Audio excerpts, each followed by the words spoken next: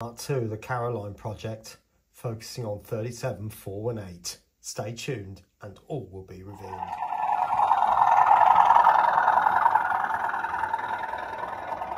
Good afternoon everyone and welcome back to Piccadilly Model Railways and indeed part 2 of the Caroline project. Now last week you saw a review and the detailing of the Caroline coach itself and what a gorgeous model it is. Although it did have a couple of shortcomings, one of which I've managed to solve, the other still remains. That's the lights at the front, by the way. But now I turn my attention to 37418. Now, there's two possible ways I could do this. Either buy a model of 37418 or renumber this one.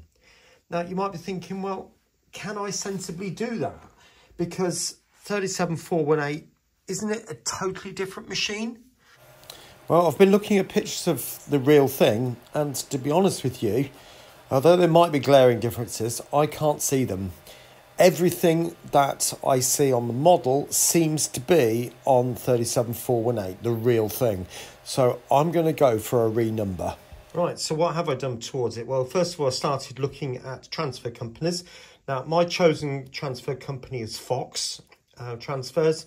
There are loads out there, so you obviously take your pick and you pay your money, etc, etc, etc. So I managed to get some transfers for the name. There's a piece of plastic over the top of those, so they are etched. They're not cardboard, they are metal etched. And I managed to get these because obviously I need the stags, and I think it's the yellow ones I need, I think. And obviously some numbers. All right, welcome back. Now, I'm not claiming to be any renumbering expert in any way, shape or form, so I went searching for some videos as well, and I come across the one by McKinley Railways, and there's a lady there who's not been working for them for that long, to be honest. I think it's probably around about a year, maybe a little bit longer now. And she showed a brilliant video on how to renumber a Class 47. She uses flow improver, airbrush flow improver, but basically what that is isopropyl alcohol and glycerin. Now, she was talking about using a needle, and that sends shivers down my spine, but let's give it a go. I've not got a needle, I've got a metal rod, so let's just give that a little go. I'm not going to press really hard, I'm literally just doing a tiny little scratch, just rubbing it across the loco. It's coming off beautifully, I have to be honest. Now this is where I'm really pleased I used the double-sided tape method, because these will come off really easily. Right, so just an old toothbrush, well, just a toothbrush in some water, giving it a bit of a brush down.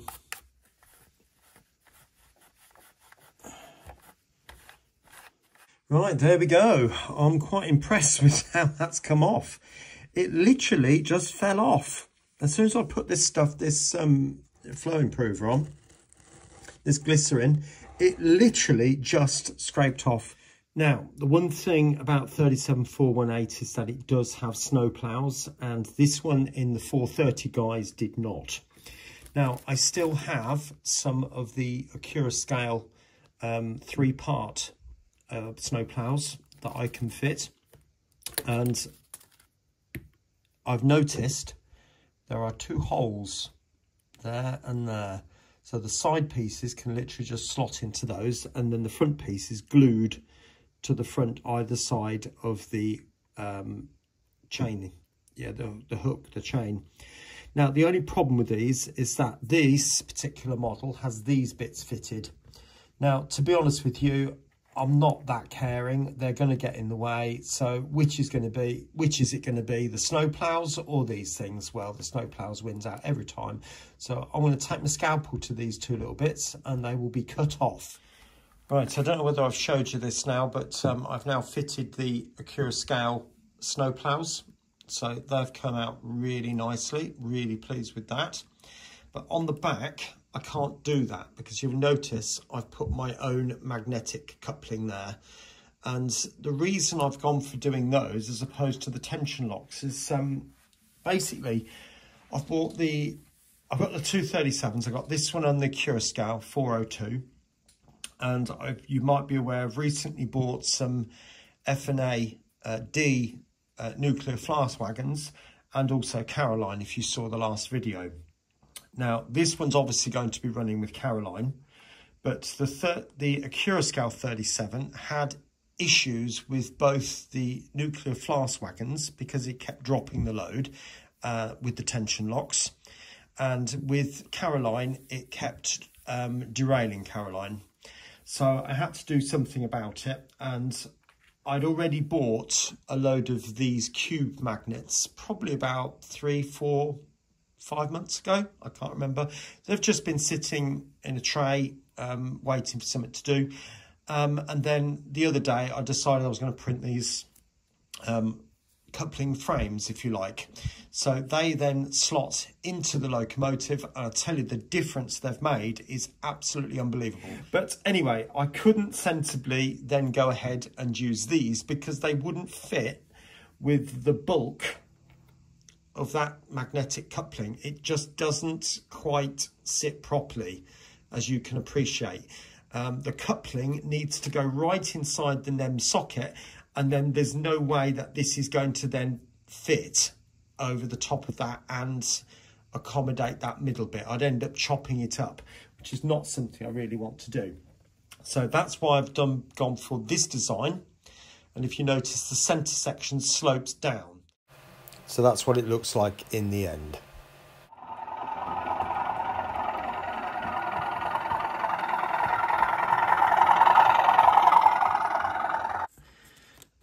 I've got some transfers, as I showed you before, from Fox, and I've also got some nameplates which are just there, which we'll deal with later. Just cut out an 8.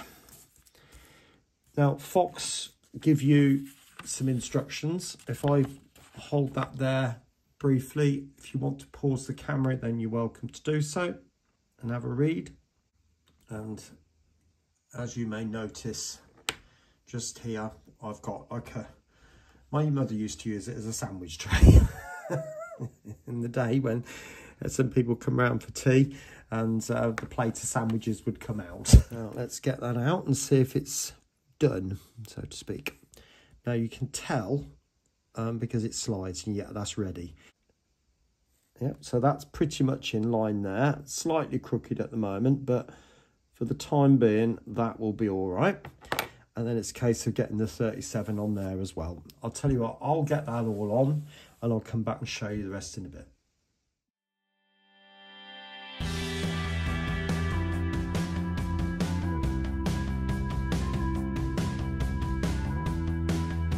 Now you may notice I replaced the one purely because it bent over. Now normally if that happens, what I try to do is put the scalpel underneath it and then just pull out, and it usually solves the problem. But on this particular occasion, the carrier film was all crinkled and did look awful, so I decided to replace the whole number.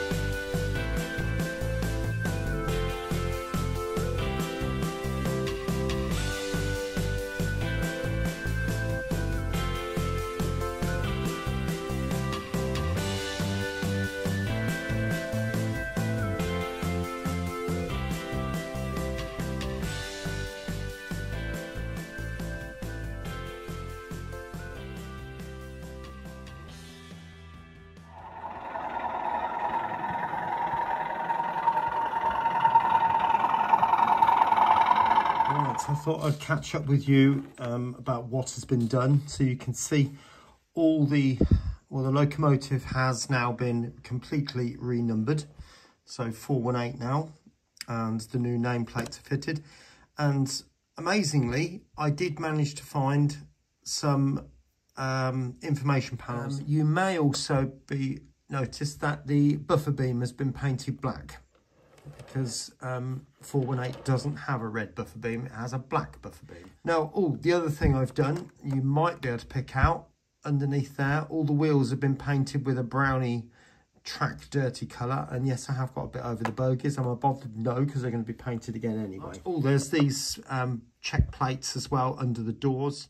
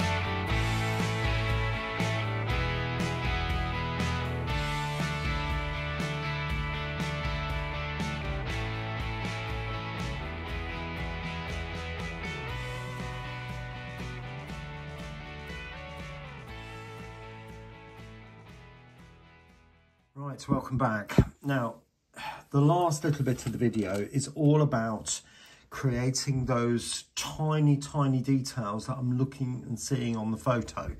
So that's of the locomotive, by the way. Now, as I said to you previously, we have got this little patch here, which looks a little bit like Dick Whittington's bag, I have to be honest. And there is also another little patch just there. Now, just looking at this number, there appears to be a scratch going across it, as if part of it's missing. So I'm going to go in very finely, like that. And there's another one coming down.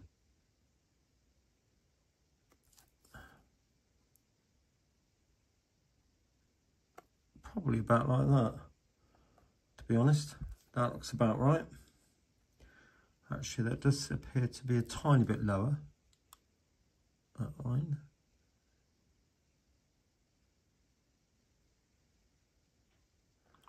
Yeah, I think that will do. That's it.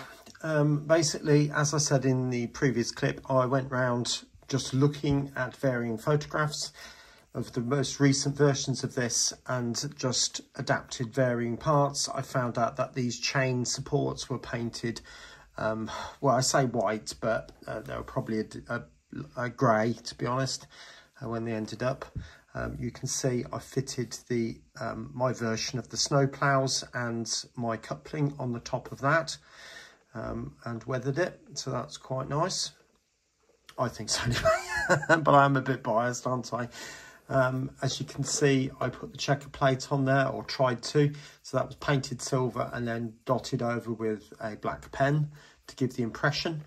The whole locomotive has been renumbered into 418, had nameplates fitted, had the stag fitted there, and all new warning flashes. You might be able to pick them out. Why that? Because it was, as somebody correctly pointed out, this previously was modelled in the 1970s, 80s version of it, when it was 430. So yeah, so they're all been changed and updated. So there's nothing really happened down here other than I fitted the Acura scale snow ploughs, and then finally, as you can see, the whole locomotive has had a good old weathering and detailing. In other words, this if I can bring it round, this patch here, the scratch on the number, and also this patch just by the side of the double arrow. You can go and have a look at those. They're all there, I promise you. So I'm going to call that locomotive finished. And so all that needs to be done now is to get it on the track and see some running shots. And with that, I will say, I hope you've enjoyed the video. I'll leave it there, and I will catch you again very, very soon here on Piccadilly Model Railways. Take care of yourself. Bye for now.